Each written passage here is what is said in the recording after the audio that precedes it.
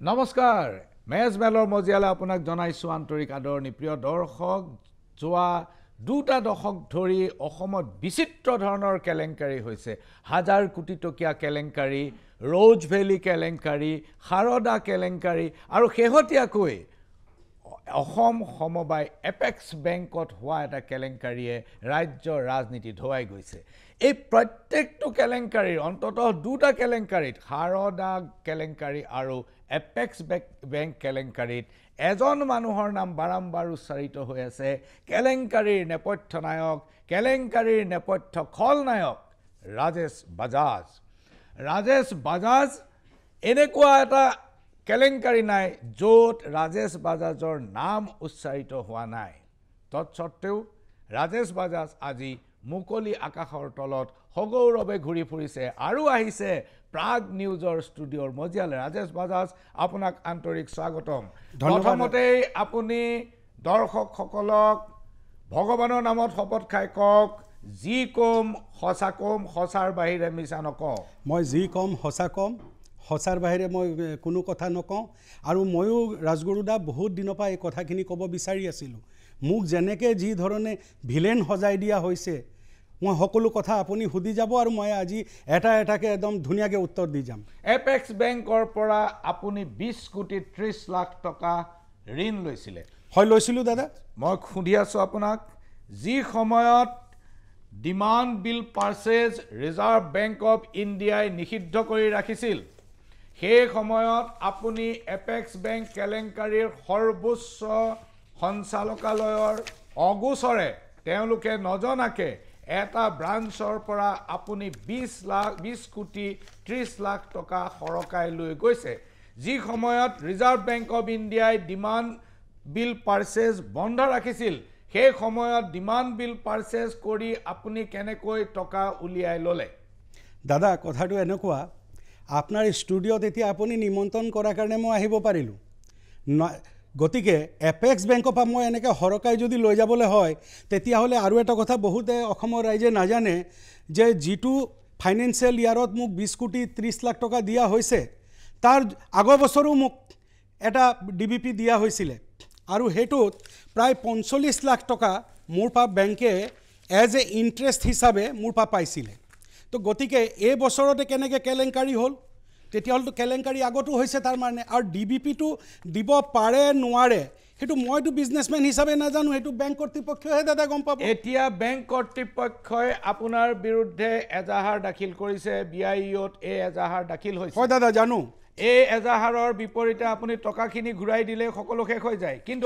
আপুনি টকা ঘূৰাই দিয়াৰ নাম লোৱা নাই মই টকা দাদা ঘূৰাই দিছোঁ কিছুমান আৰু পইচা মই ঘূৰাই দিবলৈ আছে সেই গোটেই টকাখিনি মই উইথ ইণ্টাৰেষ্ট ঘূৰাই দিম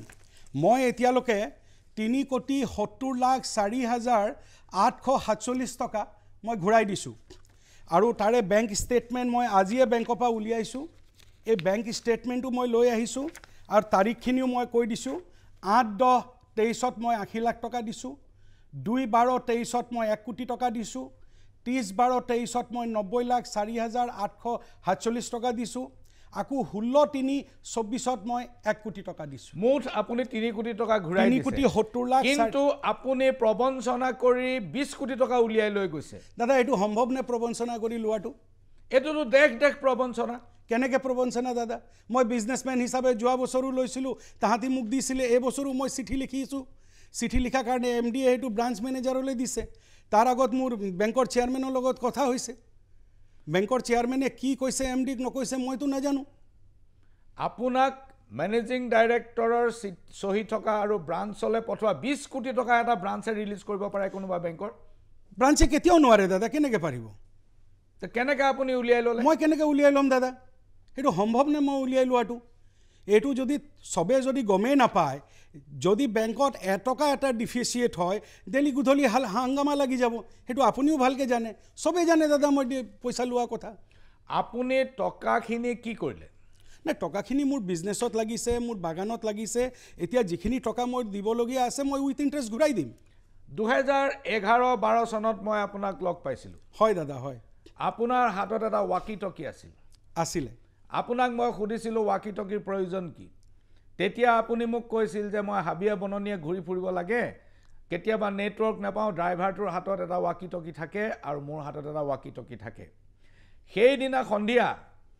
আপুনি ATMৰ পৰা পইচা, ATMৰ যিটো স্লিপ, যিটো ষ্টেটমেণ্ট, মিনি ষ্টেটমেণ্ট উলিয়াবলৈ এজন ল'ৰা পঠিয়াইছিল ATMলৈ, মনত পৰিব আপোনাৰ? আপুনি ATMৰ নিজে নাযায়, আপুনি এজন ল'ৰা পঠায় আৰু মিনি ষ্টেটমেণ্ট উলিয়ায়। সেই মিনি ষ্টেটমেণ্টত হিচাপ আছে মোৰ 1,78,000 আৰু 1,27,000 টকা আপোনাৰ একাউণ্টত জমা আছিল। 2011-12 চনৰ কথা। সেইদিনাখনৰ পৰা 2023 চনত আপুনি দুখন বাগিচাৰ মালিক কেনেকৈ হ'ল? দাদা, কষ্ট কৰিলে, কাম কৰিলে সকলোখিনি কৰিব পাৰি। আৰু বেংকৰ একাউণ্টততো আপোনাৰ যিমান টকা হ'লেও বেংকৰ একাউণ্টততো মানুহৰ টকা নাথাকে চব সময়ত, আৰু একেদিনতো হোৱা নাই দাদা। আপুনি দুয়োখন বাগিচা চলাব নোৱাৰি পলাই ফুৰিছে। দাদা, মই আপোনাৰ সন্মুখত বহি আছোঁ, আপুনি ফোন কৰিছে, মোক পাইছে, ময়ো শুনিছোঁ মই পলাই আছোঁ বুলি। এই কথাটো বিশ্বজিৎ ফুকনে কেইবাবাৰ কৈ থাকে, কিন্তু কেনেকৈ পলাই আছোঁ? মইতো ইয়াতে আছোঁ, চবে মোক পাই আছে। আপোনাক মানুহে পাই আছে, কিন্তু বাগিচাৰ শ্ৰমিকসকলৰ পৰা আপুনি বহুত দূৰত। আপুনি প্ৰভিডেণ্ট ফাণ্ডৰ পইচা জমা দিয়া নাই, আপোনাক লেবাৰৰ পে'মেণ্ট কৰিব নোৱাৰি পেলাই আপুনি পলাই গুচি গৈছে। দুখন বাগিচা, ৱাখা আৰু জামুগুৰি। দাদা, বাগান মোৰ এটেচমেণ্টত আছে। এটেচমেণ্টত কিয় গৈছে? মই PFৰ পইচা পূৰা দিব পৰা নাছিলোঁ দাদা। আপুনি 20 কোটি টকা প্ৰবঞ্চনা কৰি টকা বেংকৰ পৰা লৈছে আৰু শ্ৰমিকৰ PFৰ পইচাও জমা দিয়া নাই। আপুনি প্ৰবঞ্চক নহয়, কোন প্ৰবঞ্চক হ'ব পাৰে? দাদা, এই প্ৰবঞ্চক শব্দ কোৱাটো বহুত সহজ দাদা, বেপাৰ কৰিলে মানুহে বুজি পাব। আৰু ৰাজগুৰুদা, আপুনি মাতিছে, আপুনি যিখিনি সুধিব মই সকলো তথ্য সহকাৰে, আপুনি দেখিছে নহয় কিমান ফাইল লৈ মই আহিছোঁ ইয়াত। গতিকে এটাকৈ যদি ক'বলৈ যাওঁ দাদা, ৰাতিপুৱাবগৈ। আৰু আপুনি আজি সকলো কথা সোধক, মই কাগজ সহকাৰে আপোনাক আজি উইথ এভিডেঞ্চ মই আজি অসমৰ ৰাইজক জনাই দিব খুজিছোঁ। মোৰ বাগান এটেচমেণ্ট কৰাটো এটা ডাঙৰ চক্ৰান্ত আছে। কি চক্ৰান্ত? মোৰ বাগানখন বিশ্বজিৎ ফুকনক লাগে, সেইটোতো আপুনি ক'বই। আপুনি নিজে PFত পইচা দিব পৰা নাই আৰু নিদি পেলাই আপুনি পলাই ফুৰিছে, আৰু আপুনি ক'ব যে বাগিচাখন প্ৰশান্ত ৰাজগুৰুক লাগে, বাগিচাখন মুখ্যমন্ত্ৰীক লাগে, বাগিচাখন বিশ্বজিৎ ফুকনক লাগে। বিশ্বজিৎ ফুকনে যদি ইচ্ছা কৰে আজিও বাগিচাখন থাৰ্ড পাৰ্টি হিচাপে PFৰ পৰা কিনি ল'ব পাৰে যদি অকশ্যন হয়। পাৰে, কেলে নোৱাৰে? বিশ্বজিৎ ফুকন নহয়, যিকোনো মানুহে পাৰে। তেতিয়াহ'লে বিশ্বজিৎ ফুকনক লাগে বুলিয়ে আপুনি যদি PFৰ পইচা দিলেহেঁতেন, তেতিয়াহ'লে বিশ্বজিৎ ফুকনৰ 7 পুৰুষেও আপোনাৰ বাগিচা নকৰিলে। দাদা, PFৰ টকা একেবাৰে নিদিয়া নহয়, ইনষ্টলমেণ্ট চলি আছিলে। ইনষ্টলমেণ্ট চলি থকা অৱস্থাত মোৰ ইনষ্টলমেণ্ট কেঞ্চেল কৰিছে, যিটো ইনষ্টলমেণ্ট কেঞ্চেল কৰিব নোৱাৰে। সেইটো কোনে কেঞ্চেল কৰিলে? সেইটো PF ডিপাৰ্টমেণ্টে কৰিছে, আপুনি সোধক PF ডিপাৰ্টমেণ্টক। সেই সময়ত শ্ৰম মন্ত্ৰী কোন আছিল? সঞ্জয় কিষাণ। সঞ্জয় কিষাণৰ লগত আপোনাৰ কি ডিল হৈছে? সেই ডিলৰ বিষয়টো আপুনি অলপ চলপ জানে, মই যি বুজি পাইছোঁ। নহয়, মই নাজানো। সঞ্জয় কিষাণে যদি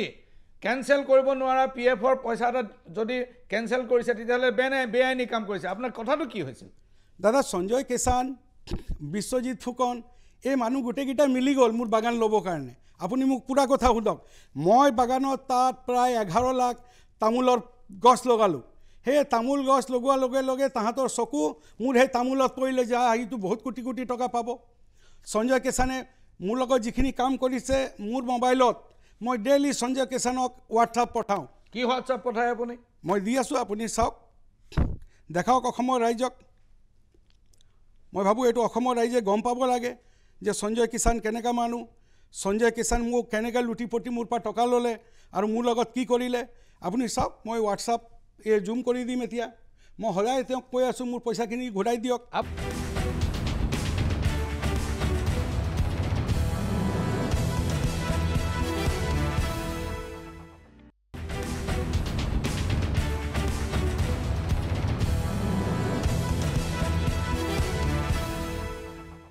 আপোনাক কি পইচা ঘূৰাই দিব লাগে? যিখিনি পইচা সঞ্জয় কিষাণে মোৰ পৰা লৈছিলে। কিয় লৈছিলে? দাদা, মানুহে যেতিয়া বিজনেছ কৰে মানুহে বহুত ধৰণে ডিমাণ্ড দিয়ে, আৰু তেওঁ সেইটো সময়ত পাৱাৰত আছিলে। আপুনি সঞ্জয় কিষাণে ডিমাণ্ড দিছে আৰু আপুনি পইচা দিছে বুলি আপুনি অভিযোগ আনিলেই হ'বনে? আৰু দুটামান হোৱাটছআপ মেছেজ দেখুৱালে হ'বনে যে পইচা ঘূৰাই দিয়ক, পইচা ঘূৰাই দিয়াৰ মেছেজ দিব পাৰোঁ? দাদা, মই প্ৰায় 200টা হোৱাটছআপ দি থৈছোঁ, এটাৰো তেওঁ ৰিপ্লাই নিদিবনে? তেখেতে ৰিপ্লাই দিছে নেকি? আজিলৈকে নাই দিয়া তেতিয়াহ'লে দাদা তেওঁ নাই লোৱা বুলিও নাই কোৱা নহয় মোৰ প্ৰমাণ আছে নহয় দাদা সঞ্জয় কিষাণে আপোনাৰ পৰা কিমান টকা লৈছে দাদা আজি মই সেইটো প্লেটফৰ্মত নকওঁ আপোনাৰ হাতত কি প্ৰমাণ আছে মোৰ হাতত পুৰা প্ৰমাণ আছে দাদা যদি প্ৰমাণ আছে হয় যদি টকা লৈছে তেনেহ'লে পাৰপাছটো কি আছিল কি উদ্দেশ্যত সঞ্জয় কিষাণে আপোনাৰ পৰা টকা লৈছিল প্ৰথমে তেওঁ মোৰ পৰা টকা বিচাৰিলে মই তেওঁক টকা নিদিলোঁ মোৰ বাগান এটেচ কৰিলে মোৰ বাগান এটেচ এনে কৰিব নোৱাৰে আপুনি পিএফৰ পইচা দিয়া নাই সেইকাৰণে বাগান এটেচ কৰিছে দাদা পিএফৰ পেমেণ্ট ইনষ্টলমেণ্ট গৈ আছিল পিএফৰ পেমেণ্ট ইনষ্টলমেণ্ট গৈ আছিল সেইটো বেআইনীভাৱে তেওঁ নিজৰ পলিটিকেল পাৱাৰ এছেছ কৰি সেইটো কেঞ্চেল কৰিছে মোৰ বাগানত এনেকুৱা এটা পৰিস্থিতি তেওঁ ক্ৰিয়েট কৰি দিছে কেলে তাত বিশ্বজিৎ ফুকন মোৰ বাগানৰ লগত ফুল্লি জড়িত হৈ আছে কেনেকৈ আপোনাৰ বাগিচাৰ লগত বিশ্বজিৎ ফুকনৰ কি সম্পৰ্ক দাদা তেওঁক মোৰ বাগানৰ মাটি ৰাস্তাৰ কাষৰ মাটি মোৰ ভেলুৱেবল মাটি তেওঁ মোৰ তাত লেণ্ড গ্ৰেব মই কেইবাটা কেছ ৰেজিষ্টাৰ কৰিছোঁ তাত কিছুমান মানুহৰ এগেইনষ্টত যিখিনি মানুহক বিশ্বজিৎ ফুকনে সদায় ছাপৰ্ট দি আহিছে দাদা মই কৈছোঁ ন এই ইমান ফাইল লৈ মই যে আজি আহিছোঁ ইয়াত মই এনেই অহা নাই এতিয়াতো বিশ্বজিৎ ফুকনে সদায় ৰাতিপুৱা গধূলি গোটেই অসমৰ ৰাইজৰ আগত মোকে গালি পাৰি থাকে মোকে জগৰীয়া কৰি থাকে তেওঁ নাই আপুনি 20 কোটি টকা লৈ আপুনি প্ৰবঞ্চনা কৰিছে বেংক দাদা প্ৰবঞ্চনা মই কৰা নাই মই লোনহে লৈছোঁ দাদা আৰু লোনটো ঘূৰাই দিম উইথ ইণ্টাৰেষ্ট দিম চাওক মেহুল চক্সী নীৰৱ মোদী সবেই লোনেই লৈছিল আৰু সবেই ঘূৰাই দিয়াৰে প্ৰমিছ কৰিছিল দাদা মেহুল চক্সী আৰু আপুনি যিটো নাম কৈছে তাহাঁতি পলাই গ'ল মই পলাই যোৱা নাই দাদা মই ইয়াতে আছোঁ আপুনি পলাই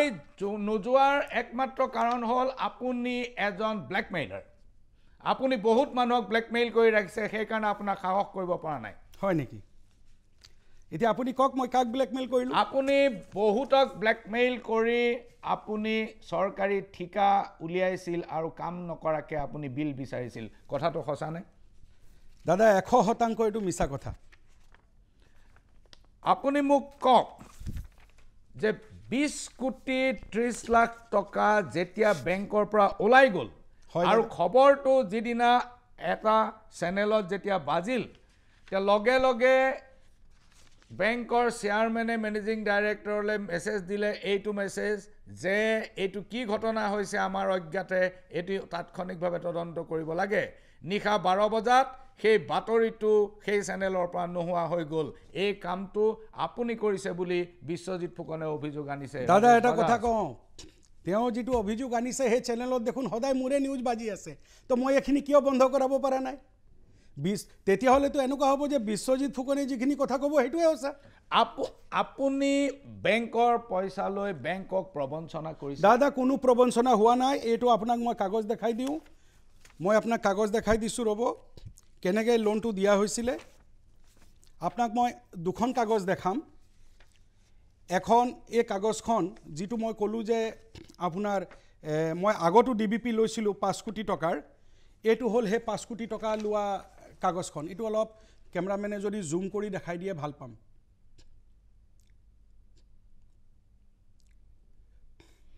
এইটো আপুনি 5 কোটি টকা লৈছিল আগৰ আৰু মই ঘূৰাই দিছোঁ তেতিয়াও ডিমাণ্ড বিল আপুনি দিছিলে হয় আৰু ডিমাণ্ড বিল DBP কৰিছিলে ডিমাণ্ড বিল পাৰচেজ কৰিছিলোঁ দাদা আৰু তেতিয়া ৰিজাৰ্ভ বেংকৰ গাইডলাইন কি আছিলে DBP বেন আছিল না খোলা আছিল দাদা ৰিজাৰ্ভ বেংকৰ কি গাইডলাইন আছিল সেইটো বেংক কৰ্তৃপক্ষই জানিব দাদা আমিতো গাইডলাইন চাই কাম নকৰোঁ আমি বেপাৰী মানুহ আমি কাম কৰোঁ আৰু এইটো পইচা মই ঘূৰাই দিছোঁ আৰু এটা বস্তু আপোনাক দেখাওঁ মই এইটো যেনেকৈ দেখালোঁ এই ডিমাণ্ড বিলৰ এগেইনষ্টত 45,01,234 টকা এইটো আপুনি কাগজটো অলপ জুম কৰি দেখাই দিয়ক এই ইমান টকা এই বছৰৰ আগৰ বছৰত মানে যিটো বছৰত 20 কোটি 30 লাখ টকা ল'লোঁ তাৰ আগত যদি এইটো যদি বেআইনী আছিলে ছাৰ তো তাহাঁতি এই বছৰতে লাগিলে তাৰ আগৰ বছৰত নালাগিলে কেলে বা বেআইনী যদি আছিলে এই 45 লাখ টকাটো মোক ঘূৰাই দিব লাগে BIEOই আপোনাৰ সাক্ষ্য বিচাৰিছে নেকি BIOৰ দাদা ইনভেষ্টিগেশ্যন কৰিছিলে বিচাৰিছিলে আৰু যিখিনি ক'ব লাগে মই BIOক কৈছোঁ এতিয়া বেংক কৰ্তৃপক্ষ যিসকলে বেআইনীভাৱে আপোনাক টকা মোকলাই দিছিল মেনেজিং ডাইৰেক্টৰ ডম্বৰু শইকীয়া হয় মই বেআইনী বুলি নকওঁ দে দাদা কেলে মই লোন লৈছোঁ মইতো আৰু ঘৰত গৈ তলা খুলি কাৰো লৈ যোৱা নাই নাই যি সময়ত ডিবিটি RBI বন্ধ কৰি ৰাখিছে দাদা RBI কেতিয়া কি বন্ধ কৰিছে নকৰিছে সেইটো বেংকৰ কৰ্তৃপক্ষই গম পাব সেইটো মই এই কথাটো সুধিব খুজিছো যে বেংক কৰ্তৃপক্ষক আপুনি জগৰীয়া কৰে নকৰে আপোনাক ডেফিনেটলি যদি বন্ধ আছিলে তাহাঁতি মোক কিয় দিলে আপোনাৰ বেংকৰ লগত কি নেক্সাছ যদি প্ৰথম নেক্সাছটো কথা কয় মোৰ প্ৰথম নেক্সাছটো বিশ্বজিৎ ফুকনৰ লগতে আছে কাল এতিয়া মই সদায় দেখো ৰাতিপুৱা গধূলি বিশ্বজিৎ ফুকন যদি ৰাতিপুৱা পৰা লৈ ৰাতিলৈকে মোক গালি নাপাৰে মোক যদি বেয়াকে নকয় মই 2 বছৰৰ পৰা শুনি আছো কিন্তু এতিয়া বিশ্বজিৎ ফুকনে কয় তেওঁ মোক খালি চিনিহে পাইছিল কিন্তু তেওঁ মোৰ কিমান ক্লোজ আছিল কেনেকৈ মোৰ কি সম্পৰ্ক আছিল দাদা সেইকেইটা যদি মই এটাকে ক'বলৈ যাওঁ এইটো সিৰিজ অফ এপিসোড হ'ব আৰু আপুনি মেজমলত মোক আৰু 4 বাৰমান বহাব লাগিব 4-11-24 6-11-24 হয় চিঠিখন উলিয়াওক 6-11-24 আপুনি প্ৰধানমন্ত্ৰীলৈ এখন চিঠি লিখিছোঁ দাদা তাত কি আছে আছে দাদা সেইটো এতিয়া মেটাৰটো সাবজুডিস হৈ আছে মই এনে অলপ চিঠিখন দেখাই দিম কিন্তু সেই চিঠিখন পুৰাকে নেদেখাম এই মেটাৰটো কি মেটাৰ যি কাৰণে সাবজুডিস হৈ আছে এইটো কেলে এইটো প্ৰাইম মিনিষ্টাৰ অফিসে বস্তুটো ইনভেষ্টিগেট কৰি আছে এইটো অলৰেডি মেটাৰটো সাবজুডিসত আছে সেইকাৰণে গোটেই বস্তুটো আজি মই দেখুৱাটো উচিত নহ'ব কিন্তু তথাপিও কিছুমান বস্তু মই দেখাম কেলে মই বাই হাতেৰে গৈ এইটো যদি কেমেৰামেনে দেখাব খোজে মই এইটো দেখাই দিওঁ এই সকলো কথা মই দেশৰ মাননীয় প্ৰধানমন্ত্ৰী অফিসত মই এইবোৰ বস্তু জনাই দিছোঁ না আপুনি প্ৰধানমন্ত্ৰীলৈ বহুত চিঠি লিখিছে কিন্তু প্ৰধানমন্ত্ৰীলৈ চিঠি লিখা মানে আপুনি ধোৱা তুলসী পাত হৈ নাযায় হয় দাদা সেইটো হয়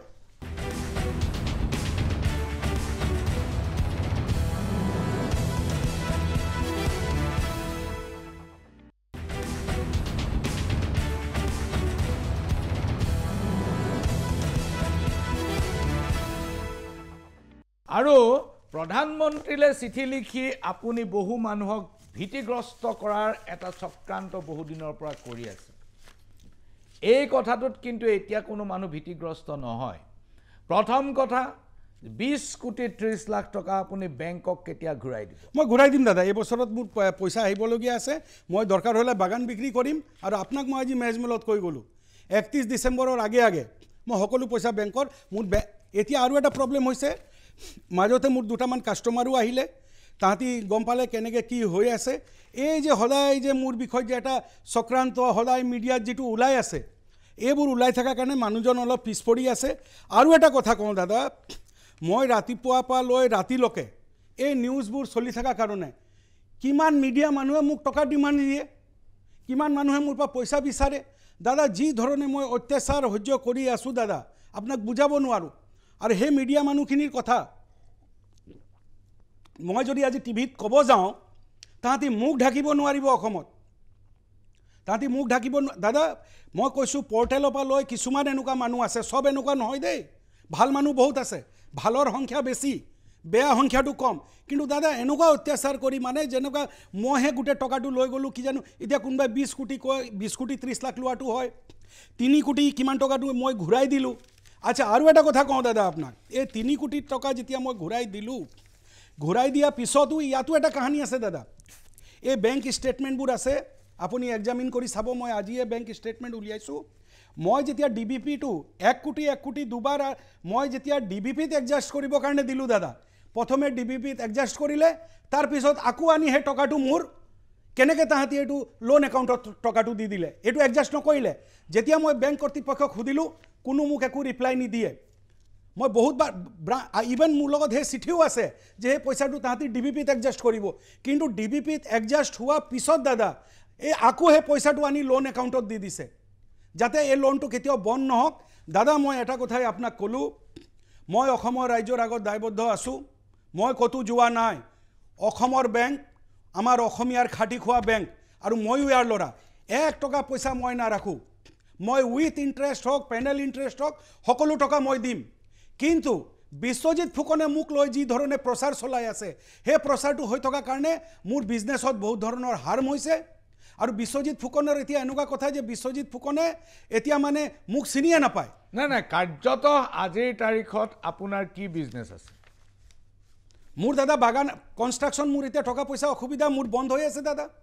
মোৰ কনষ্ট্ৰাকশ্যনৰ কাম আপুনি হাতত লৈ নকৰাকৈ বিল বিচাৰিছে সেই অভিযোগ অসম চৰকাৰৰ আছে নাই দাদা তেনেকৈ কেতিয়াও নহয় অভিযোগটো যিকোনো মানুহে দিব পাৰে অভিযোগ দিয়াত কি আছে আপোনাৰ 6 নৱেম্বৰৰ চিঠিখনৰ কথা আপুনি নকলে কিন্তু মই জানো প্ৰধানমন্ত্ৰীৰ কাৰ্যালয়ত আপোনাৰ 8 ডিচেম্বৰৰ এখন চিঠি আছে যোৱা বছৰৰ য'ত আপুনি এজন কয়লাৰ মাফিয়া চৰণজিৎ সিং গান্ধী এওঁৰ বিৰুদ্ধে আপুনি অভিযোগ আনিছে চৰণজিৎ সিং গান্ধীৰ বিৰুদ্ধে আপোনাৰ অভিযোগটো কি চৰণজিৎ সিং গান্ধী মানে দাদা এইবোৰ বহুত কথা আছে এইবোৰ এতিয়া ইনভেষ্টিগেশ্যন চলি আছে আপুনি চৰণজিৎ সিং গান্ধীৰ বিৰুদ্ধে যিটো অভিযোগ আছে সেই কথাটো কওক না চৰণজিৎ সিং গান্ধীৰ লগত অভিযোগ আছে দাদা ই কোনো অসমৰ বেপাৰীক বেপাৰ কৰিব নিদিয়ে আপুনি খবৰ কৰক এই জোৰাবাটৰ পৰা লৈ আপ টু মিছা নগাঁওলৈকে সি এটা ক্ৰেচাৰ চলিব নিদিয়ে সব মানুহৰ সি ভাত বন্ধ কৰি দিছে সি মানে অসমত ষ্টন ক্ৰেচাৰ যদি চলাব খালি চৰণজিৎ সিং গান্ধীয়ে চলাব হাউ ইজ ইট পচিবল দাদা কেনেকৈ হ'ব পাৰে তাত আপোনাৰ ক্ষতি কি আপোনাৰ ব্যৱসায়ত চৰণজিৎ সিং গান্ধীয়ে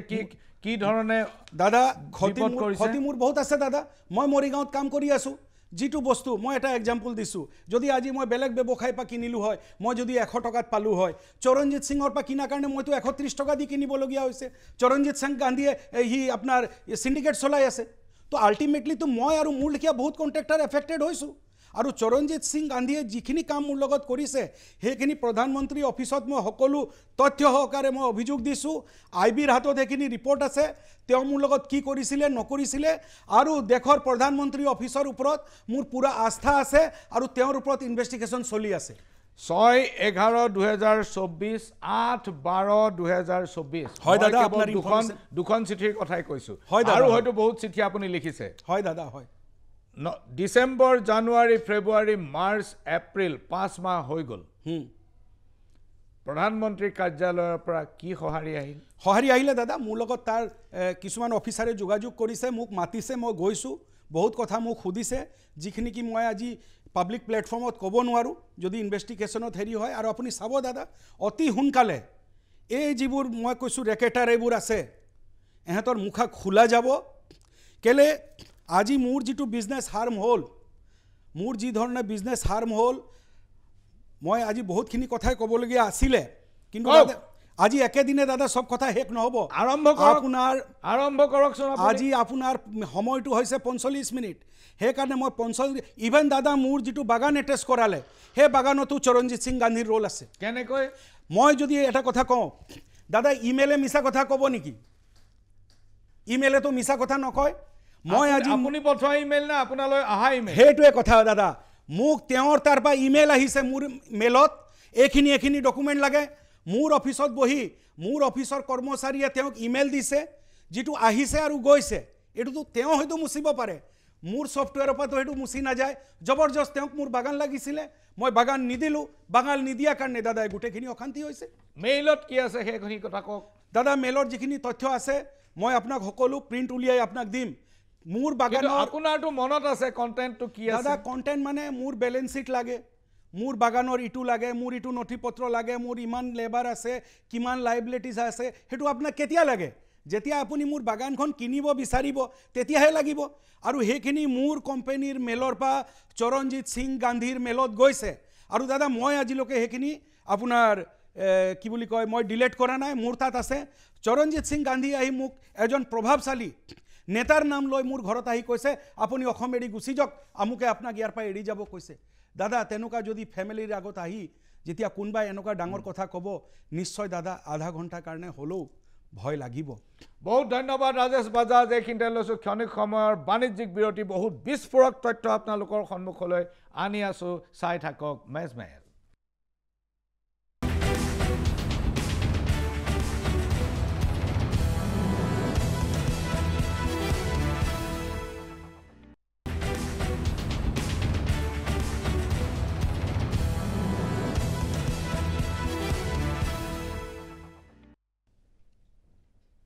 পুনৰ ঘূৰি আহিছোঁ মেজমেলৰ মজিয়ালৈ আৰু মেজমেলত আজি উপস্থিত বহু প্ৰবঞ্চনা বহু কেলেংকাৰীৰ খলনায়ক আপোনালোকে সদায় নাম শুনি আছে ৰাজেশ বাজাজ। ৰাজেশ বাজাজ, দাদা কওক। জামুগুৰি আৰু অখা হয়, দুখন বাগিচাৰ মালিক আপুনি। হয় কেতিয়া কিনিছিলে? দাদা 16ত লৈছোঁ মই আপোনাৰ কি কয় উশাখন। আৰু ধৰক এই যোৱা বছৰ কেলে যিটো জামুগুৰি মই লৈছোঁ এইটো NCLT পৰা লৈছোঁ। সেইটো যোৱা বছৰ আগষ্টত অৰ্ডাৰ হৈছে আৰু তাৰো মই এতিয়ালৈকে পূৰা পে'মেণ্ট দিয়া নাই। মনত পৰিবনে অখা কিনাৰ সময়ত আপুনি কিমান টকা দিব লগা হৈছিল? ডেফিনেটলি মনত আছে দাদা। কিমান টকা? প্ৰায় 15 কোটি কিবা এটা। 15 কোটি প্লাছ। NCLTত যদিও আপুনি সম্পূৰ্ণ টকা দিবলৈ বাকী আছে, এতিয়ালৈকে আপুনি জামুগুৰিৰ বিপৰীতে NCLTত কিমান টকা দিলে? মই 8 কোটি টকা দিলোঁ দাদা। 8 কোটি টকা। আৰু আপুনি এপেক্স বেংকৰ পৰা উলিয়াই নিছিল 20 কোটি 30 লাখ টকা। দাদা এপেক্স আপোনাৰ পে'মেণ্ট হৈছে 23 কোটি টকাৰ আৰু আপুনি ঘূৰাই দিছে 3 কোটি টকা। 3 কোটি 70 লাখ। 20 প্লাছ 3 23 আৰু আপোনাৰ বাগিচাৰ মূল্য 15 প্লাছ 8 23। ৰাজেশ বাজাজ, আপুনি মোক কওক, যিটো মই বুজিছোঁ যে প্ৰভিডেণ্ট ফাণ্ড আপুনি যদি দিব নোৱাৰে, লেবাৰক যদি আপুনি সম্পূৰ্ণ পইচা দিব নোৱাৰে, তেনেহ'লে কিন্তু বাগিচা আপোনাৰ হাতৰ পৰা গুচি যাব। আপোনাৰ হাতত এনে কি অস্ত্ৰ আছে যি অস্ত্ৰৰে আপুনি বাগিচা দুখন ৰাখিব পাৰিব? দাদা অস্ত্ৰ মোৰ বাগানৰ মোৰ ৰাইজ আছে, যি ৰাইজ মোৰ লগত আছে তাহাঁতকো ইনষ্টিগেট কৰা হ'ল। সব জেগাত ভাল বেয়া মানুহ থাকে, তাত তাহাঁতক কিবা প্ৰবলনেৰে অলপ অন্যায় কৰা হ'ল। তাৰপিছত মোক চৰণজিৎ সিং গান্ধীয়ে আৰু এটা কথা কৈছিল যে অসমৰ মুখ্যমন্ত্ৰীয়ে মই অসমত থকাটো নিবিচাৰে আৰু তেওঁ মুখ্যমন্ত্ৰী চাহাবক লৈ বহুত কথা ক'লে। তাৰপিছত যোৱা বছৰ 19/7/2024 তাৰিখে মই অসমৰ মাননীয় মুখ্যমন্ত্ৰীক দেখা কৰিলোঁ, এপইণ্টমেণ্ট বিচাৰিছিলোঁ। ছাৰে মোক টাইম দিলে, মই ছাৰক সকলো কথা ক'লোঁ। তেওঁ ক'লে আৰে মইতো এইবোৰ কথা একোৱেই নাজানো আৰু মোৰ নাম কেনেকৈ কোনে ব্যৱহাৰ কৰিব পাৰে, তোমাৰ বাগানৰ লগত কি হৈছে? বোলো ছাৰ মই এনেকৈ প্ৰভিডেণ্ট ফাণ্ডটো মোৰ কণ্টিনিউ চলি আছিল ছাৰ, কিন্তু এনেকৈ মোৰ এনেকৈ ফটকৈ কেঞ্চেল কৰিলে। বোলে তুমি কিবা প্ৰেয়াৰ আনিছা নেকি? বোলো ছাৰ আনিছোঁ। কিন্তু সেইদিনাখনলৈকে চৰণজিৎ সিং গান্ধীয়ে মোক এনেকৈ বুজাইছিলে যে মোৰ বাগানখন মুখ্যমন্ত্ৰীয়ে ল'ব খুজি আছে, কিন্তু সেইটো এটা ধোৱা মিছা কথা। লগালগি মাননীয় মুখ্যমন্ত্ৰীয়ে মোৰ বাগানখন ৰিলিজ কৰিবৰ কাৰণে অৰ্ডাৰ দিলে। এইটো চাওক মুখ্যমন্ত্ৰীয়ে লিখা কাগজ, আৰু এই কাগজে এই বস্তুৰ জনায় যে মুখ্যমন্ত্ৰীৰ মোৰ বাগানৰ প্ৰতি কোনো বেয়া ভাৱ নাই। অলপ আৰু জুম কৰি দিয়ক। দেখিছে, সম্পূৰ্ণ দেখিছে অসমৰ ৰাইজে। মুখ্যমন্ত্ৰীয়ে মোৰ বাগানখন ৰিলিজ কৰিবৰ কাৰণে অৰ্ডাৰ দিলে আৰু মই মুখ্যমন্ত্ৰীক ক'লোঁ যে ছাৰ যিখিনি লেবাৰৰ পে'মেণ্ট বাকী আছে মই সেইটো দিব ৰেডি আছোঁ, যিটো মোৰ ইনষ্টলমেণ্ট লেপছ হৈ আছে সেইটো খালি আপুনি মোক 12টা কৰি দিলে হ'ল। বোলে হ'ব মই 24টালৈকে দিব পাৰোঁ, তোমাক 12টা কৰি দিম। এইমতে মোক PFক এই কাগজখন দিলে আৰু মই ক'লোঁ ছাৰ সঞ্জয় কিষাণ ছাৰক কৈ দিয়ক। বোলে নাই সিহঁতে সঞ্জয়ক নকওঁ, মই ডাইৰেক্ট ছেক্ৰেটেৰীলৈ লিখি দিছোঁ, তোমাৰ বাগানৰ কাম হৈ যাব। মই গৈ ছেক্ৰেটেৰীক দিলোঁ, ছেক্ৰেটেৰী চাহাবে মোক ক'লে হ'ব আপুনি চিন্তা কৰিব নালাগে, অসমৰ CMে লিখি দিছে, আমি এইটো 2 দিনত আমি ব্যৱস্থা কৰি দিম। সেই 2 দিন আজিলৈকে ঘূৰি নাহিলে। কেলে? কিয় মুখ্যমন্ত্ৰীয়ে নিৰ্দেশ দিয়াৰ পিছতো? আৰে দাদা সেই কথাটো আপুনি মোক সোধক। কাৰণ হ'ল সঞ্জয় কিষাণ আৰু বিশ্বজিৎ ফুকন। সঞ্জয় কিষাণ সেইখন কমিটিৰ চেয়াৰমেন, ফাইল যাব সঞ্জয় কিষাণলৈ। সঞ্জয় কিষাণে প্ৰায় 10 বাৰ মান মোক নিজৰ ঘৰত মাতিলে, আপোনাক ইমান আগত মাতিলোঁ আপুনি নাহিলে, আপোনাক ইমান মাতিলোঁ আপুনি নাহিলে, মানে ইনডাইৰেক্টলি তেওঁ মোক টকা কথা ক'লে। আৰু সেই সংক্ৰান্তত তেওঁ মোৰ পৰা যিটো ধন বিচাৰিলে মই সেইটো দিব নোৱাৰিলোঁ। কিমান বিচাৰিছিলে? তেওঁ মোৰ পৰা 2 কোটি টকা বিচাৰিছিলে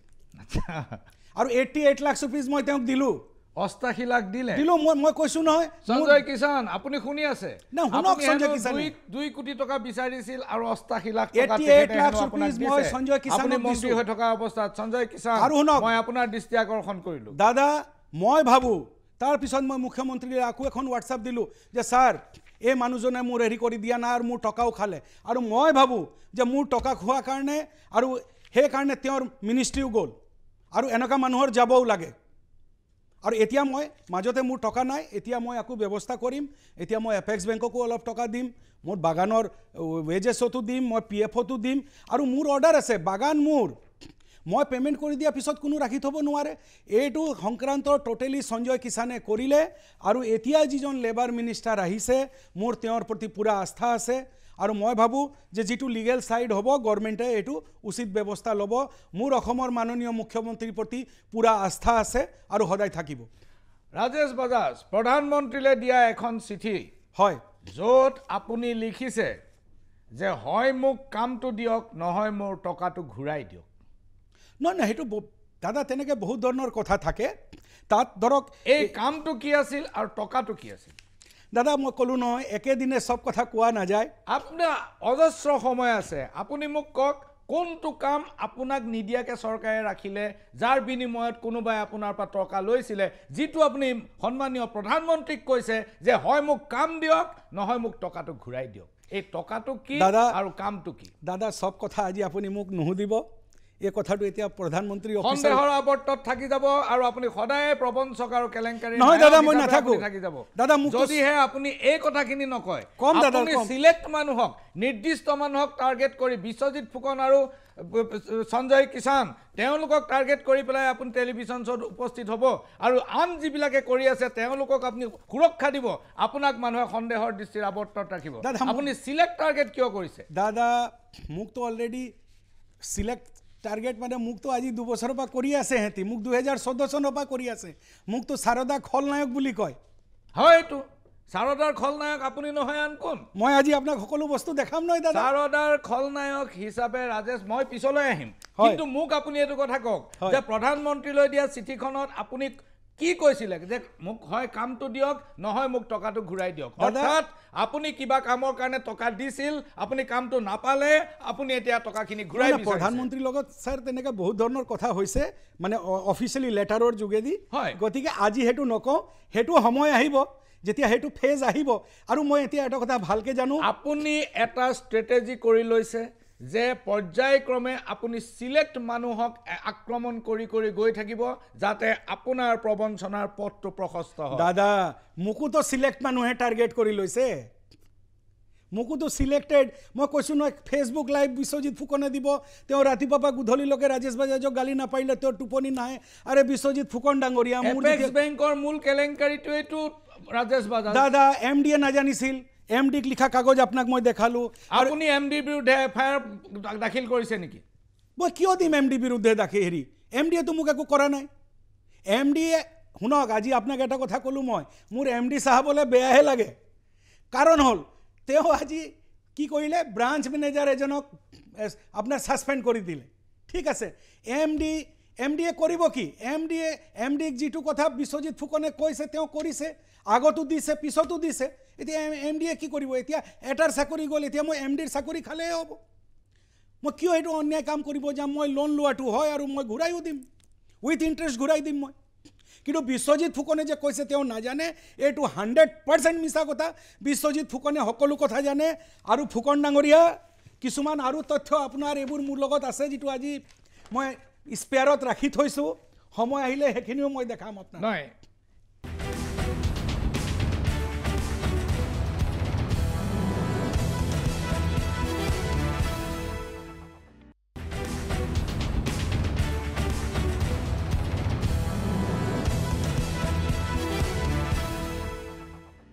এই ধৰণে আপুনি সিলেক্ট মানুহক টাৰ্গেট কৰি লৈছে দাদা মোৰ আপুনি 2 সুটকেছ ডকুমেণ্ট আনিছে আৰু 2 সুটকেছ ডকুমেণ্টত আপোনাৰ বহুত মানুহৰ বিৰুদ্ধে প্ৰমাণ আছে সঁচা মিছা মই নাজানো কিন্তু আপুনি যে সময়ে সময়ে পৰ্যায়ক্ৰমে যিয়ে আপোনাৰ বাটত এটা বাধাৰ সৃষ্টি কৰিব তাৰ বিৰুদ্ধে আপুনি সেই কাগজবোৰ ব্যৱহাৰ কৰিব আৰু প্ৰধানমন্ত্ৰীলৈ দিনে নিশাই চিঠি লিখিব এই কথাটো আজি স্পষ্ট হৈ গৈছে দাদা মই ইয়াৰ বাহিৰে কাক টাৰ্গেট কৰিলোঁ আপুনি নাম কওক এটা মই সুধিছোঁ যে হয় কামটো দিয়ক নহয় টকাটো ঘূৰাই দিয়ক এই কামটো কি আছিল আৰু টকাখিনি কিমান নাই দাদা সেইটো তেনেকৈ কোনো ধৰণৰ টকা নহয় সেইটো আছে অন ৰেকৰ্ড প্ৰধানমন্ত্ৰীলৈ দিয়া চিঠিত আপুনি এজন ডাঙৰ মানুহৰ ৰেফাৰেন্সত আপুনি কথাটো কৈছে মই এতিয়া উলিয়াব খোজা নাই I do have the copy of that report নাই দাদা আপুনি পাব এইটো আপুনি ডেফিনেটলি পাব আপোনাৰ ইমান ডাঙৰ এখন বিশাল এখন আপোনাৰ সমুদ্ৰ আছে, তাত আপুনি পাব। কিন্তু দাদা এইটো কিছুমান এনেকুৱা ৰিজন আছে যিটো কাৰণে মই আজি নেকি সেই কথাটো ক'ব নোৱাৰোঁ। সেইখিনি থাকক, আকৌ মেজমেলত আহিম। মই আহিব খুজিছোঁ সাৰদা কেলেংকাৰী। হয় দাদা, হয় হয় হয়। সাৰদা কেলেংকাৰী যদিও পুৰণি হ'ল, কিন্তু যিসকল তাৰ লগত কিবা নহয় কিবা প্ৰকাৰে জড়িত, তেওঁলোকৰ অন্তৰাত্মা সদায়ে কঁপি থাকে। এদিন নহয় এদিন হয়তো সাৰদা কেলেংকাৰী ওলাব, এদিন নহয় এদিন হয়তো ৰ'জ ভেলী কেলেংকাৰী ওলাব। এইটোত ৰাজেশ বাজাজো ইয়াৰ ব্যতিক্ৰম নহয়। ৰাজেশ বাজাজ আজিও সম্পূৰ্ণ দোষমুক্ত বুলি তেওঁ দাবী কৰিব নোৱাৰে, যেনেকৈ আন বহু শ মানুহে দোষমুক্ত বুলি দাবী কৰিব নোৱাৰে। মই ৰাজেশ বাজাজক সুধিব খুজিছোঁ, ৰাজেশ বাজাজ, আজি সকলো ৰাজনৈতিক সামাজিক হেঁচাৰ পৰা যদি তদন্তকাৰী সংস্থাবোৰক মুক্ত কৰি দিয়া হয়, হয় দাদা, তেনেহ'লে সাৰদা কেলেংকাৰীত অসমৰ কিমানজন গুৰুত্বপূৰ্ণ ব্যক্তি জড়িত বুলি প্ৰমাণ হ'ব পাৰে? নাম ক'ব নালাগে, কিমানজন জড়িত বুলি প্ৰমাণ হ'ব? দাদা আগত এটা সাহাৰা সৰু ফ্লাইট চলিছিলে, সৰু ফ্লাইট, 30-40টা মানুহ। তো এতিয়াৰ ফ্লাইট এতিয়াৰ বুলি কয় সেইটো। তো তেনেকা যদি আমি যদি সেই মানুহখিনিক যদি ছফিষ্টিকেটেড মানুহখিনিক লৈ যাবলগীয়া হয়, তেতিয়াহ'লে তেনেকুৱা এখন ফ্লাইট লাগিব। এতিয়াৰ ফ্লাইট এখন লাগিব, এতিয়াৰ ফ্লাইট এখন লাগিব। সেইখিনি ছফিষ্টিকেটেড মানুহ, সেই ছফিষ্টিকেটেড উচ্চ পৰ্যায়ৰ। হয় হয় হয়, যিখিনি যিমান টকা খালে সিমানে সুদীপ্ত সেনক গালি পাৰিলে দেই। তেনেকুৱা মানুহ কিছুমান ঢুকালেও, কিছুমান আছেও, মিডিয়াৰ মানুহ আছে আৰু বহুত ধৰণৰ মানুহ আছে। এই সকলো তথ্য কিন্তু এই চাওক দেই, মোৰ ইয়াত আজি মই চব লৈ আহিছোঁ। আৰু মই যদি সেই মানুহখিনিৰ মুখা খোলোঁ, অসমৰ ৰাইজে গৈ তাহাঁতৰ অফিচ চেনেল ভাঙি দিব। মই আপোনাক ক'লোঁ দাদা।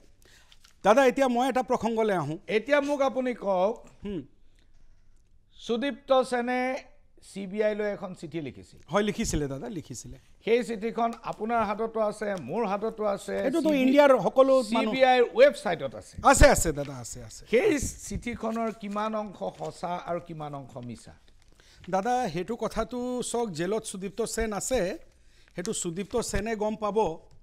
কিন্তু আপুনি কেলেংকাৰী খুব নিকট দূৰত্বৰ পৰা দেখিছে। কেলেংকাৰী আপোনাৰ অফিচতে সংগঠিত হৈছিলে দাদা। মাতং সিঙৰ লগত যেতিয়া আপুনি একেলগে কাম কৰিছিলে, সেই সময়ৰ কথা, যি সময়ত 2011 চনৰ যি সময়ৰ কথা মই আপোনাক মনত পেলাই, 2010 ছাৰ, 2010। গতিকে এই সময়ত আপোনাৰ অফিচতে কেলেংকাৰী হৈছে। এই সুদীপ্ত সেনৰ চিঠিখনৰ কিমান অংশ সঁচা আৰু কিমান অংশ মিছা হ'ব পাৰে? দাদা আপুনি যদি সময় দিয়ে মই সকলো কথা আপোনাক ক'ম। আপোনাক কওক। আপুনি দাদা এনেকুৱা হ'ল, যেতিয়া সেইটো সময়ত আপোনাৰ মই মাতাং সিং চাহাবৰ লগত যেতিয়া আছোঁ, আজি তেওঁ নাই, তেওঁ ঢুকালে। তেওঁ ঢুকাই গ'লত আপুনি বাচি গ'ল। নহয় দাদা, তেওঁ যদি জীয়াই থাকিলেহেঁতেন আজি আপুনিও জেলত থাকিলেহেঁতেন। নহয় নহয় দাদা, শুনক মই আপোনাক কৈ আছোঁ। এইখন এখন চিঠি, মানে মই কেনেকৈ এইটোত আহিলোঁ, মানুহে আজিলৈকে মোক কয় মই সাৰদা কেছৰ অভিযুক্ত, মই সাৰদা খলনায়ক। আৰে মোৰ একাউণ্টত 10 পইচা অহা নাই, না কেছ আহিছে না একাউণ্টত আহিছে। 28 কোটি টকা আহিছিলে, এইটো মাতাং সিং চাহাবৰ একাউণ্টত আহিছে। এতিয়া শুনক কেনেকৈ কাহানীটো হ'ল এনেকুৱা, যে মোৰ বিষয়ত সুদীপ্ত সেনে লিখিছে এখন চিঠিত। মোৰ কথাষাৰটো সুদীপ্ত সেনে বেয়াকৈও লিখিব পাৰিলে হয়, কিন্তু মোৰ কথাখিনি সুদীপ্ত সেনে ভালকৈ লিখি থৈ গ'ল। নাই, সুদীপ্ত সেনে আপোনাক চাৰ্টিফিকেট দিলে যে একো বেয়া কাম কৰা নাই, তেওঁৰ লগত কোনো লেনদেন হোৱা নাই, আপোনাৰ লগত প্ৰত্যক্ষ কোনো লেনদেন হোৱা নাই। নাই, তেওঁ কি লিখিলে সেইটো চাওক। তেওঁ লিখিলে, মোৰ কথাত আহি আছোঁ ৰ'ব, ক'ত গ'ল মোৰ কথা তেওঁ লিখিলে, আপোনাৰ 11 নম্বৰ পৃষ্ঠাত আছে। মোৰ কথা তেওঁ লিখিলে, another one is Mr. Matang Singh, who is ex-husband of Manoranjana Singh, who has taken ₹28 crore. Matang Singh sahabor kotha koise de, from us in various accounts. Finally, he has given 50% share of Any Bangla, but recently through Mr. Rajesh Bajaj, a businessman of Guwahati and CEO of Any Assam, has negotiated with Matang Singh and cancelled the agreement of the shareholding and issued check of ₹28 crore, but all are post-dated check within span of 2 years. All the checks under the cancellation agreement is laying with Mr. Rajesh Bajaj and he is not handed over to me. Reason known best to him. He is a very popular man in Guwahati, and the check should be recovered from him and deposit to the special officer to be appointed, and this amount also to be utilized to meet up the creditors of Assam. এইখিনিতে মই লৈছোঁ ক্ষণিক সময়ৰ বাণিজ্যিক বিৰতি ইয়াৰ পিছত আমি গোটেই ঘটনাটো বিশ্লেষণ কৰিম এই 28 কোটি টকাটোৰ ৰহস্যটো কি আছিল ই এটা বৰ ইণ্টাৰেষ্টিং ষ্টৰী শুনিলে আপুনি পেটত হাত ভৰি লুকাব বাণিজ্যিক বিৰতিৰ পিছত ঘূৰি আহিম মেজমেললৈ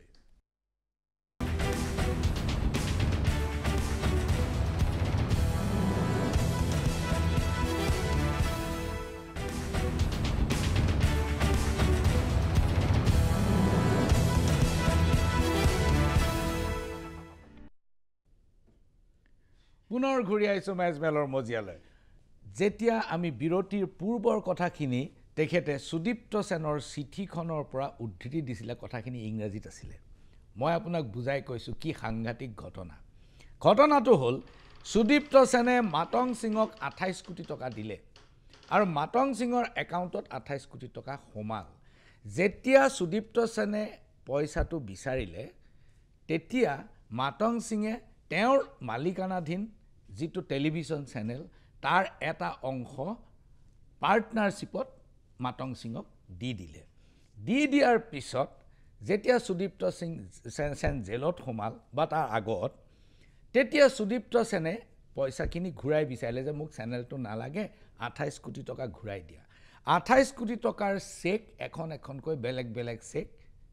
মাতং সিঙে দিলে কিন্তু এই চেকবোৰ আছিল পোষ্ট ডেটেড অৰ্থাৎ 2 বছৰ পৰ্যন্ত ইয়াৰ তাৰিখ আছিল আল্টিমেটলি যিটো ডিল আছিল যে এই যে টেলিভিছন চেনেলৰ অংশীদাৰিত্বৰ ডিলটো এইটো বাতিল কৰা হ'ল বাতিল কৰাৰ লগে লগে সেই চেক কিখনৰ কোনো কাম নাইকিয়া হ'ল সেই চেক কিখন ৰাজেশ বাজাজৰ হাতত থাকি গ'ল আৰু সুদীপ্ত সেনে এটো লিখিছে যে সেই চেক কিখন এতিয়া সৰকাৰৰ ঘৰত জমা দি পইচাখিনি উলিয়াব লাগে সেই 28 কোটি টকা মাতং সিঙৰ একাউণ্টত জমা হ'ল লিকুইডিটি যেটো নগদ ধন সেই নগদ ধন মাতং সিঙে পালে চেক ৰাজেশ বাজাজৰ হাতত থাকি গ'ল আৰু সুদীপ্ত সেনে সিবিআইলে চিঠি লিখিলে ইতিমধ্যে মাতং সিং স্বৰ্গগামী হ'ল গতিকে সেই টকা মাতং সিঙে ভোগ কৰিলে আৰু কেৱল কাগজবোৰ মানুহবিলাকৰ হাতত থাকি গ'ল তাৰ আজি আৰু কোনো মূল্য নাই এয়া হৈছে কেলেংকাৰী যিবিলাকে কৰে তেওঁলোকে জানে প্ৰবঞ্চনাটো ক'ত কৰিব লাগে আৰু ধনটো কেনেকৈ উলিয়াব লাগে ৰাজেশ বাজাজ দাদা যেতিয়া মই এই কথাটো এই কাগজ যেতিয়া ওলালে তাৰ আগতো 28 কোটি টকাৰ চেক আৰু এগ্ৰিমেণ্টখন মই কলিকতা সুদীপ্ত সেনক দিব লাগে মাতং সিঙে মোক ক'লে তুমি যোৱা এইটো দি আহা মই কলিকতালৈ গ'লোঁ কলিকতা গৈ দেখিছোঁ মই সুদীপ্ত সেনক 2-3 ফোন কৰিলোঁ যে আপোনাৰ এই চেক আৰু এগ্ৰিমেণ্টখন আনিছোঁ আপুনি মোক ৰিচিভ কৰি এখন দি দিয়ক তেওঁ আহি আছোঁ 2 ক'লে তাৰ পিছৰ পৰা মই 3-4 দিন তাত বহি আছোঁ তেওঁৰ ফোনটো বন্ধ তাৰপিছত মই আকৌ মাতং সিঙৰ তাত আহিলোঁ মাতং সিং সাহেবে মোক ক'লে কি হ'ল বোলো ছাৰ মই গৈছিলোঁ তেওঁক পোৱা নাই তো বোলে ঠিক আছে তুমি हमको वापस दे दो বোলো নাই ছাৰ এইটো মই আপোনাক কেনেকৈ দিম এইটোতো তেওঁক দিব লাগিব তাৰ ঠিক 2-3 দিন পিছতে এই চিঠিখন দেখিছোঁ টিভিত ওলাই আছে যে সুদীপ্ত সেন ক'ৰবাত পলাই গ'ল এনেকুৱা কথা মোৰ টেনশ্যন হ'ল যে এইটোতো নিশ্চয় পিছলৈ কিবা এটা গণ্ডগোল হ'ব মোৰ লগত চেকখিনি আছে এতিয়া মই চেকখিনি কালৈ গতাই দিওঁ মইতো কোনো সাৰদা কেছৰ নায়কো নহয় না মই অভিযুক্ত হয় না মই টকা পাইছোঁ হয় এনি টিভিত মই আছিলোঁ তেতিয়া লগালগি senior superintendent of police Guwahati এই লেটাৰখন অলপ যদি আপোনালোকে ডাঙৰকৈ দেখাই দিয়ে বৰ ভাল পালোঁ হয় তেতিয়া মই আছিলে এপি তিৱাৰী হয় আনন্দ প্ৰকাশ তিৱাৰী ছাৰ আছিলে তেতিয়া মই লগালগি এই চিঠিখন তেওঁলৈ লিখিলোঁ আৰু চিঠিত মই লিখিলোঁ যে কিছুমান কেঞ্চেলেশ্যন এগ্ৰিমেণ্ট আৰু নেগচিয়েবল ইনষ্ট্ৰুমেণ্ট চেকস এইকেইটা মোৰ হাতত আছে গতিকে এইখিনি মই চিটি পুলিচক গতাই দিব খুজিছোঁ ৰাজেশ বাজাজ দাদা আপুনি ইমান বেছি চতুৰ মানুহ আচ্ছা আপুনি কাগজে পত্ৰই সব ঠিক ৰাখে কিন্তু লিকুইডিটিৰ ক্ষেত্ৰত আপোনাক ধৰাটো বৰ টান দাদা মোক ক'ব দিয়ক আপুনি মই ভালকে জানো এই প্ৰক্ৰিয়াটো বাতিল কৰা আৰু চেকবিলাক দীঘলীয়াকৈ সময়ৰ বাবে দিয়া আৰু প্ৰক্ৰিয়াটো বাতিল কৰা আপুনি সুদীপ্ত সেন আৰু মাতং সিং দুয়ো পক্ষৰ পৰা পইচা লৈছিল দাদা কাৰণ দুয়ো পক্ষই জানিছিল যে এই ডিলটোৱে বিপদত পেলাব আপুনি কৈছিল আৰম্ভণিতে যে যি কম সঁচা কম ডেফিনেটলি দাদা আপুনি হয়তো পইচা হাতত নপৰিব পাৰে কিন্তু পইচা আপোনাক দিম বুলি কৈছিল সঁচা নে মিছা নাই দাদা তেনেকা কোনো ধৰণৰ কথা হোৱা নাই যিহেতু মই NETVত আছিলোঁ মাতং সিং সাহেবে যেটো কয় মই হেতু তেওঁৰ ফলো কৰাটো মোৰ কৰ্তব্য আছিল আপুনি মাতং সিঙৰ কোনো কাম বিনামূল্যে কৰি দিয়া নাই কোনে আপুনি দাদা এতিয়া আজি মাতং সিঙক মই স্বৰ্গৰ পৰা কেনেকৈ মাতি আনো যে আপুনি মই কৈছো যে এই ডিলটো কেনসেলেশন কৰাৰ কাৰণে সুদীপ্ত সেন আৰু মাতং সিং দুয়ো পক্ষ আগ্ৰহী আছিল কাৰণ তেওঁলোক দুয়ো বিপদত পৰিছিল নহয় তাত এটা কাৰণ আছিল দাদা তাত দুয়ো বিপদত পৰিছিল কাৰণ এই ডিলটো থাকিলে তেওঁলোক জেললৈ যাব নাই তাত এটা কাৰণ আছিল দাদা মই আপোনাক কওঁ কাৰণটো এনেকুৱা আছিল সেই এগ্ৰিমেণ্টখিনি যদি আজিও কোনোবাই বিচাৰে সেই এগ্ৰিমেণ্টখিনি মানে যিখিনি অৰিজিনেল এগ্ৰিমেণ্ট সেইখিনিও মোৰ লগত আছে আৰু কেনচেলেশ্যন এগ্ৰিমেণ্টৰো মোৰ ফটোকপি মোৰ লগত আছে কাহিনীটো হৈছিল এনেকুৱা যে এজ পাৰ এগ্ৰিমেণ্ট 100 কিমান কোটি টকা মানে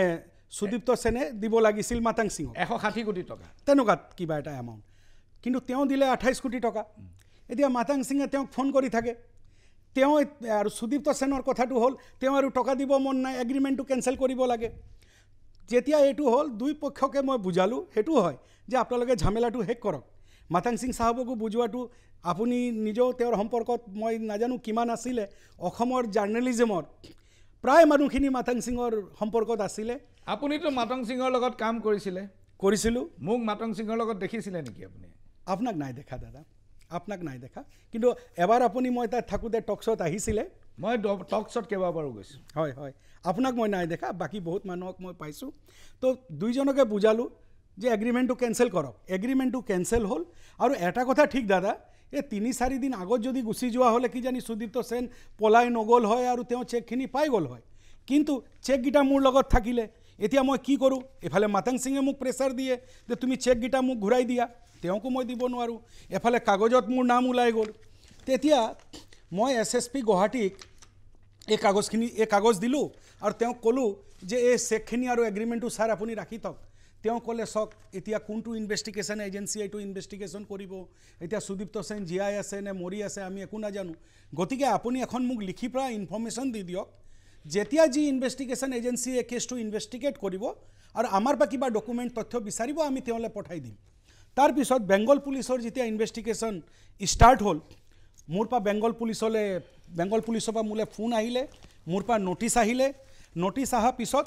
মই কেলকাতাত গৈ সেই 28 কোটি টকাৰ আপোনাৰ চেকখিনি আৰু সিজাৰ লিষ্ট মই তাৰ পৰা লৈ আহিলোঁ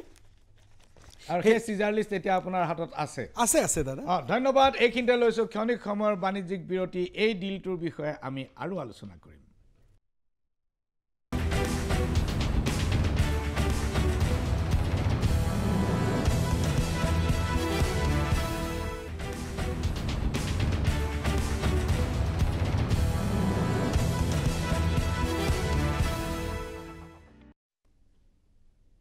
ঘূৰি আহিছোঁ মেজমেলৰ মজিয়ালৈ আৰু মেজমেলত আমি আলোচনা কৰি আছিলোঁ এপেক্স বেংক আৰু সাৰদা কেলেংকাৰী মোৰ এটা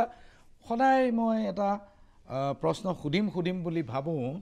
আৰু সেই মানুহজনক মই সুধিব নোৱাৰোঁ গতিকে আপুনি যিহেতু গোটেই কেলেংকাৰীটো নিকট দূৰত্বৰ পৰা দেখিছে মই সুধিব খুজিছোঁ আমাৰ অতি মৰমৰ শিল্পী সদানন্দ গগৈ ইমান দিন কিয় জেলত থাকিব লগা হ'ল তেওঁ কি ধৰণে জড়িত আছিল দাদা সদাদা মোৰো নেবাৰ আৰু সদাদা কেনেকৈ হ'ল কি হ'ল মই নাজানো দাদা সদাদা লগত মোৰ সম্পৰ্ক খুবেই ভাল আৰু তেওঁ কিহৰ কাৰণে এৰেষ্ট কৰিলে কি কৰিলে মই নাজানো কিন্তু মই ভাবোঁ যে মানে নিশ্চয় কিবা আছে আৰু হয়তো সদাদাক বলি পাঠাও হয়তো সজোৱা গ'ল এটা কথা কওকচোন 160 কোটি টকা সুদীপ্ত সেনে দিবলৈ আছিলে মাতং সিঙক আৰু সুদীপ্ত সেনে যেনে তেনে সেই 160 কোটি টকাৰ পৰা এৰাই চলিব বিচাৰিছে যেনে তেনে নিদিয়াকৈ পাৰি নেকি হয় হয় আৰু 28 কোটি টকা ইতিমধ্যে সহি কৰি দি দিছিল পেমেণ্ট হৈ গৈছে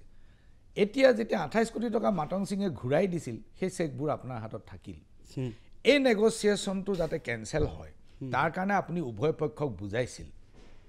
নহয় মই অলৰেডি লয়াৰ আপুনি ইয়াৰ মধ্যস্থতাকাৰী আছিল নহয় মই আৰু এই কথাটো সকলোৱে জানে যে আপুনি এই ডিলটো কেনচেল কৰাত দুই পক্ষই স্বস্তিৰ নিশ্বাস পেলাইছিল যে আমি বাচি গ'লোঁ,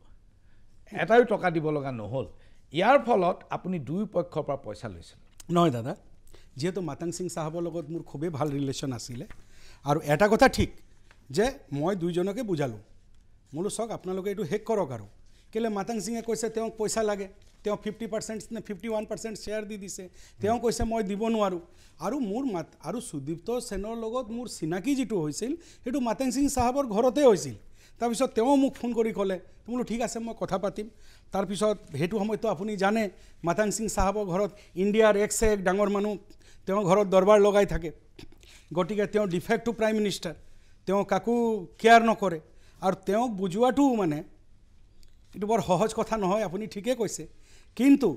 যেনেকৈ সহজ নহয় তেনেকৈ টানো নাছিল। কেতিয়াবা মৰমত ক'লে মানুহটো বুজেও। মই তেওঁক ক'লোঁ ছাৰ আপুনি ৰজা মানুহ, এই বাদ দিয়ক কিয় এইটোৰ লগত লাগি আছে। তেওঁক যেতিয়া অলপ আৰু উঠাই কথা কোৱা হয় তেওঁ মানে ৰজা হৈ যায়, মই ৰজা, ঠিক আছে কেঞ্চেল কৰি দিম, কেঞ্চেল কৰালোঁ। আৰু এটা বস্তু কওঁ দাদা,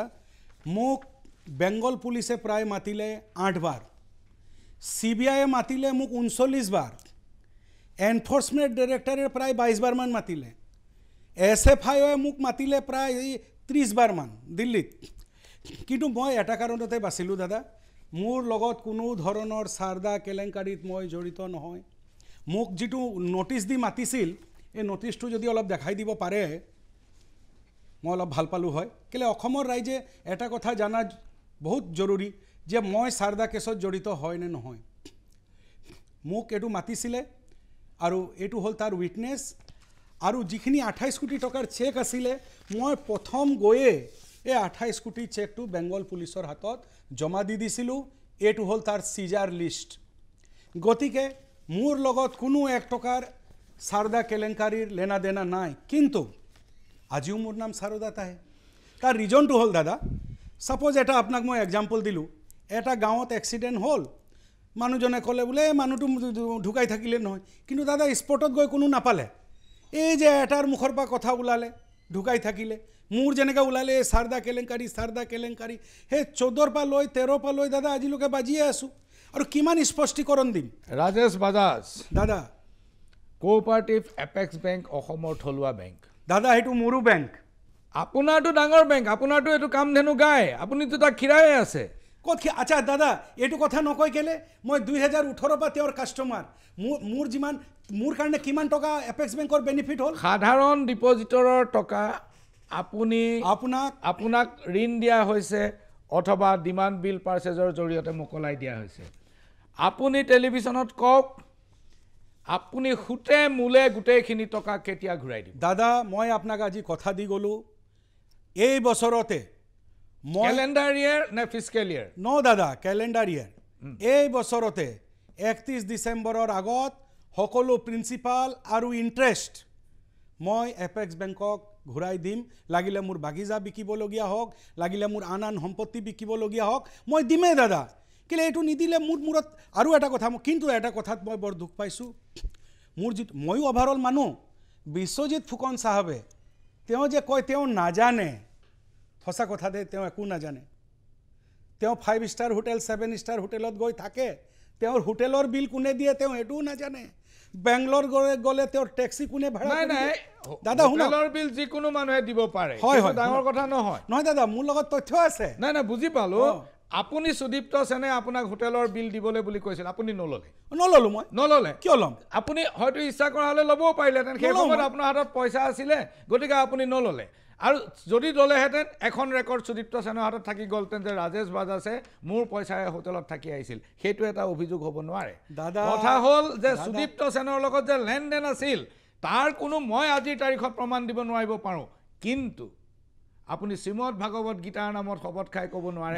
যে সুদীপ্ত সেনৰ লগত আপোনাৰ কোনো লেনদেন নাছিল। দাদা সঁচা কথা ক'লোঁ, মোৰ সুদীপ্ত সেনৰ লগত কোনো সম্পৰ্ক নাই। আৰু এটা কথা আপোনাৰ চেনেলৰ মাধ্যমেৰে মই আজি অসমৰ জনতাক কৈ দিছোঁ, যদি কোনোবাই এইটো আঙুলি টুৱাই ক'ব পাৰে মই 1 টকা লৈছোঁ, দাদা মোক ৰাস্তাত থিয় হৈ আপোনালোকে ফাঁচি দি দিব। সেই কামটো কোনেও কৰিব নাযায় বুলি আপুনি ভালকৈ জানে আৰু আপোনাৰ দৰে বহু মানুহ ইতিমধ্যেই মই পাৰ হৈ আহিছোঁ গতিকে মই ভালকৈ জানো এনেকৈ কথা ক'লে তাৰ ফলাফল কি হয়